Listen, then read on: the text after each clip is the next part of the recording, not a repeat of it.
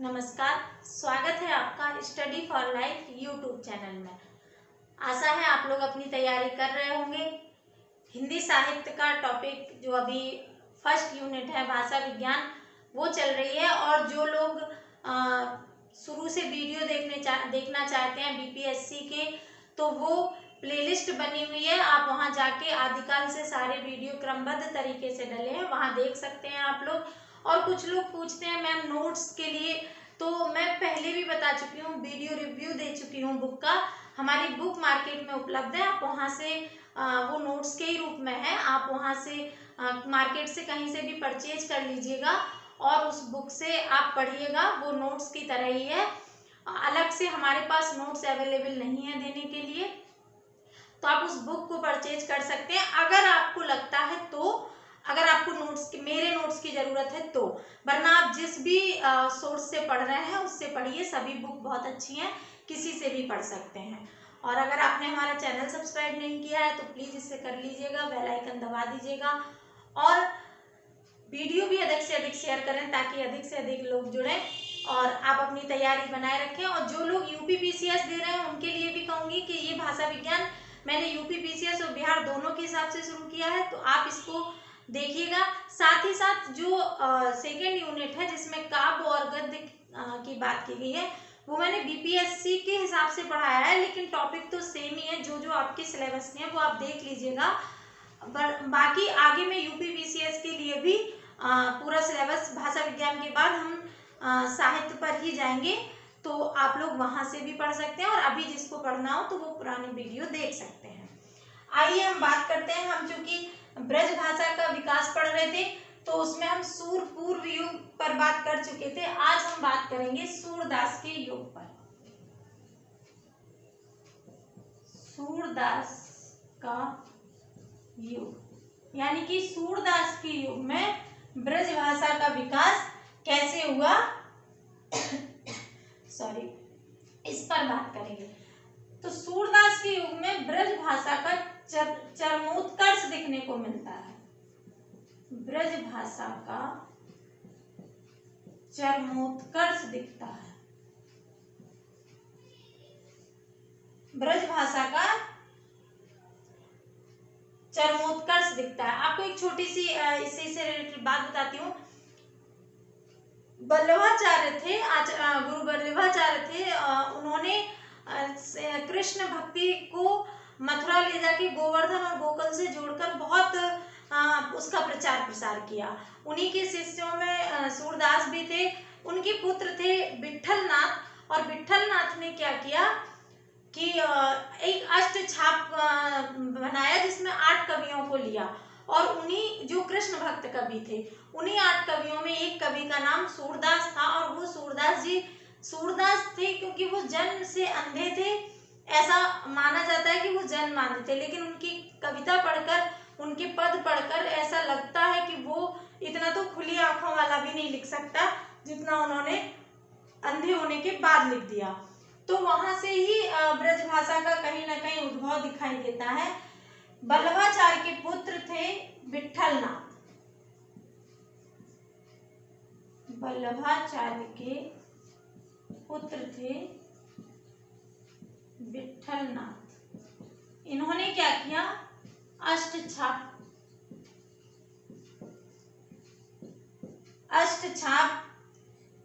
का निर्माण, अष्टछाप बनाया जिसमें 8 कवियों को, 8 कृष्ण भक्त कवियों को लिया गया। और इन्होंने क्या किया कि ब्रजमंडल में कृष्ण काव्य लिखा। बहुत सारे नाम आते हैं, नंददास, कुंभनदास, उन्हीं में एक नाम आता है सूरदास का। कहा जाता है कि जैसे जायसी व तुलसी को पाकर अवधि धन्य हो गई,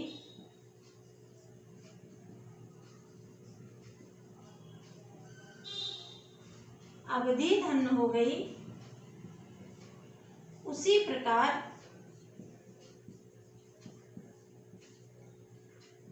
सूरदास को पाकर ब्रजभाषा धन्य हो गई।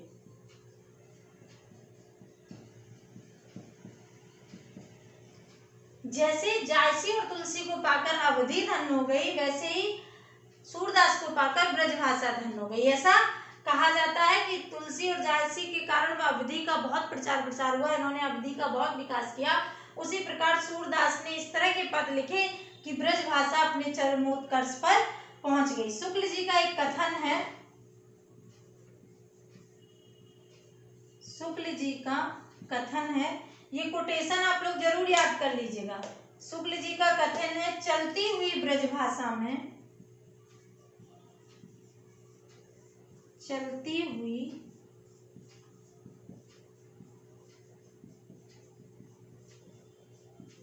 ब्रजभाषा में सबसे पहली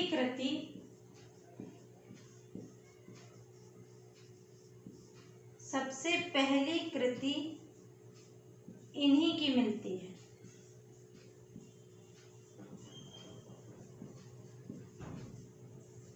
इन्हीं की मिलती है जो अपनी पूर्णता के कारण आश्चर्य में डाल देती है,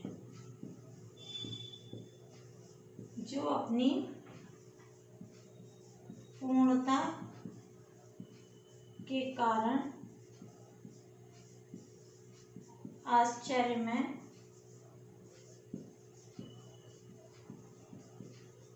डाल देती है। शुक्ल जी का कथन है कि चलती हुई ब्रजभाषा में सबसे पहली कृति इन्हीं की मिलती है। इन्हीं की मतलब सूरदास की मिलती है, जो अपनी पूर्णता के कारण आश्चर्य में डाल देती है। आपको स्क्रीनशॉट लेना ले लीजिए, क्योंकि कोटेशन है, याद कर लीजिएगा।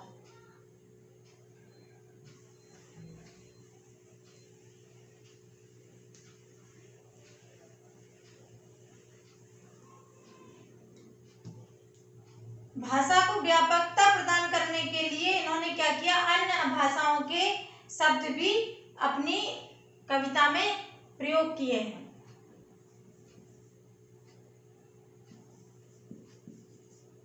अन्य भाषा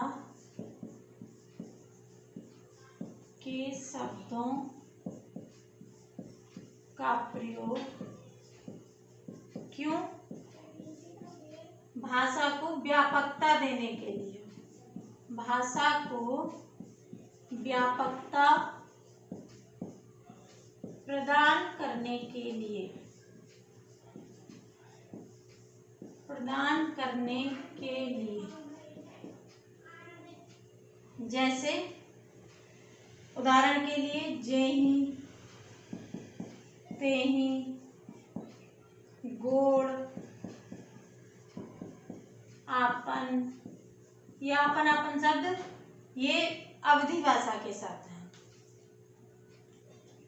चित्र निर्माण इनकी सबसे बड़ी विशेषता थी। सबसे बड़ी विशेषता जो है वो किसकी है? चित्र निर्माण। इसी को हम बिंब निर्माण भी कहते हैं। इन्होंने बिंब निर्माण, बिंब का तो इतना, ये इनकी सबसे बड़ी विशेषता है। इन्होंने इस तरह का काव्य लिखा है कि बिंब तो ऐसे, चित्र तो ऐसे लगता है जैसे सामने ही सब कुछ घटित हो रहा है। जब ये बोलते हैं कि किलकत कान घुटुरवन आवत, यानी कि कान्हा हंसते हुए घुटनों की बल चल के आ रहा है, तो ऐसे लगता है जैसे सामने आ रहा है। जब वो रूठते हैं, मैया मैं तो चांद खिलौना ले हूँ, जे हूँ लोट धरनी पर वहीं तेरी गोद नाए हूँ, तो ऐसे लगता है जैसे छोटा बच्चा सामने में सब कुछ कर रहा है। तो चित्र निर्माण में ये बेजोड़ थे। इसके बाद इनकी भाषा का एक और गुण था, वो था संगीतात्मकता।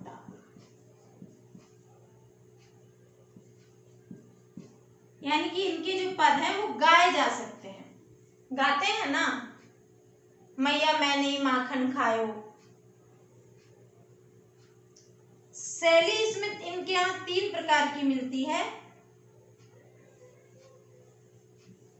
3 प्रकार की शैली है। एक तो तत्सम शैली है, दूसरी मुहावरे, लोकोक्तियां,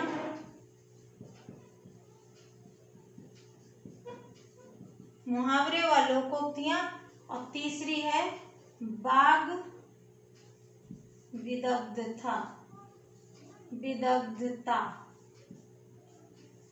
वाग विदग्धता, विदग्धता, वाग विदग्धता शैली। वाग विदग्धता का मतलब है व्यंजनात्मकता, ताना देते हुए जो शैली है, उसमें आयो घोष बड़ो व्यापारी, निर्गुण कौन देश को वासी, ये सब वाग विदग्धता शैली में लिखा गया है। ऊदो भली करी ब्रज आए, इस तरह से जो गोपियों के जो उद्धव शतक में पद हैं उनमें वाग विदग्धता शैली देखने को मिलती है। और सूरदास की सबसे बड़ी विशेषता थी कि सूरदास का ये था कि नए नए विषयों पर लिखना उनका काम नहीं था, बल्कि सीमित विषयों पर नए नए प्रयोग करना, नए नए तरीकों से वो लिखते थे। और ये आपके लिए भी जरूरी है कि सीमित बुक्स, सीमित नोट्स पढ़कर उन पर अपनी अलग अलग तरीके से उनका क्रिटिसिज्म करके उनकी तुलना करते हुए पढ़ें, ताकि आपको एग्जाम में ज्यादा अच्छा आंसर लिख पाए। बजाय 10 किताबों के आप एक किताब को 10 बार पढ़ें, ये आप पर लागू भी होता है। आगे अलंकार पे बात करते हैं। सूरदास जी के जो प्रिय अलंकार थे, सूरदास के जो प्रिय अलंकार थे वो उपमा व उत्प्रेक्षा थे। कौन कौन से अलंकार थे? उपमा या उत्प्रेक्षा अलंकार इनके सबसे प्रिय थे। और इस पर शुक्ल जी लिखते हैं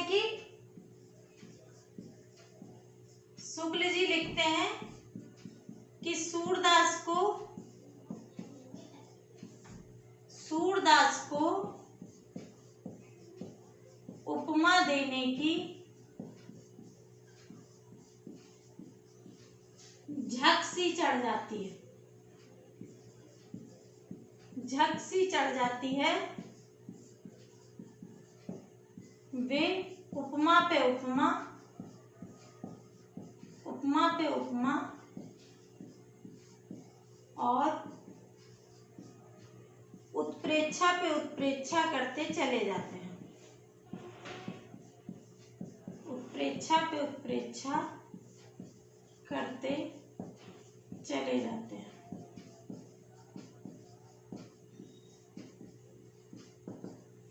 ये शुक्ल जी का कथन है कि सूरदास को उपमा और उत्प्रेक्षा प्रिय अलंकार थे।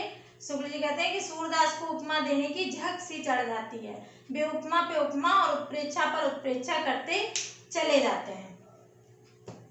सूरदास के अलावा अष्टछाप में कुछ और कवि थे, जिसमें प्रमुख नाम हम एक दो कवियों के लेंगे, जैसे परमानंद दास, परमानंद दास, कुंभन दास और नंददास, नंददास। इन लोगों ने क्या किया कि इन्हें ठेठ मिठास भरे शब्दों का प्रयोग किया, जैसे लकुटिया, मटुकिया, ये ठेठ शब्द थे ब्रज के, पर बड़े मीठे लगते हैं।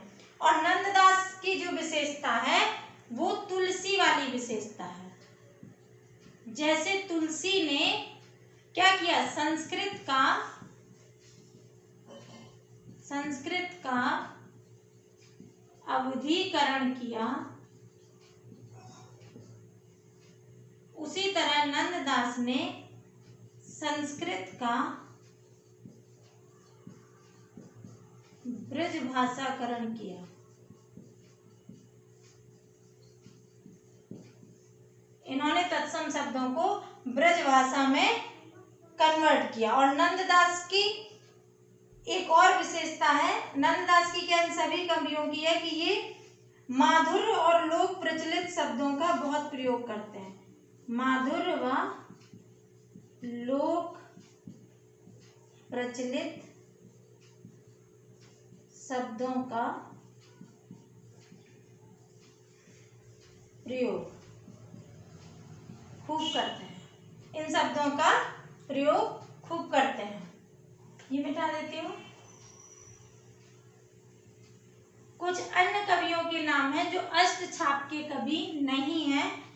आपने उनके नाम सुन रखे होंगे। अन्य कवि में जैसे मीरा, रसखान, रहीम। मीरा की जो भाषा दिखती है वो राजस्थानी मिश्रित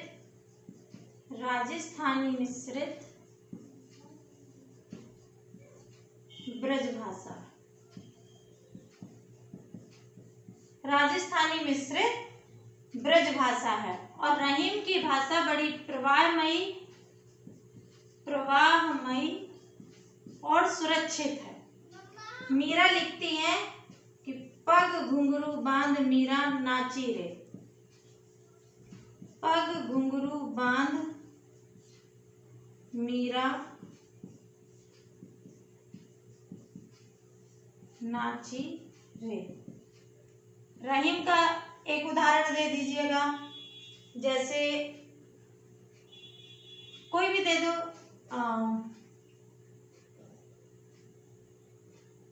रहीमन पानी राखिए, रहीमन पानी राखिए, बिन पानी सब सून, बिन पानी सब सून, पानी गए न उबरे, पानी गए न उबरे, मोती मानुष चूम। इसके अलावा तुलसीदास ने भी ब्रज भाषा का प्रयोग किया है। एक उदाहरण आप तुलसीदास का भी लिख लीजिएगा। तुलसीदास ने भी जो मुक्तक काव्य लिखे हैं बाद में, उनके लिए किसका प्रयोग किया है? उनकी भाषा में तत्सम अधिक है। तुलसीदास की जो भाषा है, तुलसीदास की जो ब्रज भाषा है, इसमें आपको तत्सम का प्रयोग अधिक मिलेगा। इनके में अवधि में भी तत्सम का प्रयोग अधिक था, ब्रज में भी अधिक मिलेगा। इनका एक उदाहरण लिख लीजिए। राम को रूप निहारत जानकी, राम को रूप निहारत जानकी, कंगन के नग की परछाई, याते सबे सुधि भूल गई, याते सबे सुधि भूल गई, भूल गई, कर टेक रही, कर टेक रही, पल टारत नाही। राम को रूप निहारत जानकी, राम का रूप जानकी, पूरी सभा बैठी हुई है, राम का रूप जानकी जी निहार रही है। कैसे? कंगन के नग की परछाई, कंगन के ऐसे हाथ रखे हुए, कंगन के नग में राम जी का रूप देख रहे हैं। याते सबे सुधि भूल गई, ऐसे ही भूल गई कि इतने लोग बैठे हैं, इतनी सभा है और सबकी सुध भूल गई। कर टेक रही पल टारत नहीं, कर ऐसे टेके हुए हैं और अपलक देख रही हैं, पल टारत नहीं, मन पलक हिल नहीं रहे हैं, सीधा कंगन पर ही नजर है, क्योंकि कंगन में जो नग लगे हुए हैं उसमें जो दूर बैठे हुए रामचंद्र जी हैं उनका चेहरा दिखाई दे रहा है। तो ये सूरदास के युग में ब्रज भाषा का योगदान था। अब हम रीतिकाल में ब्रज भाषा का योगदान अगले वीडियो में पढ़ेंगे। आशा है आपको ये पसंद आ रहा होगा। हमें कमेंट्स बॉक्स में सुझाव जरूर दें और अगर हमारी आलोचना करना चाहें तो वो भी कमेंट्स बॉक्स में कर सकते हैं। धन्यवाद।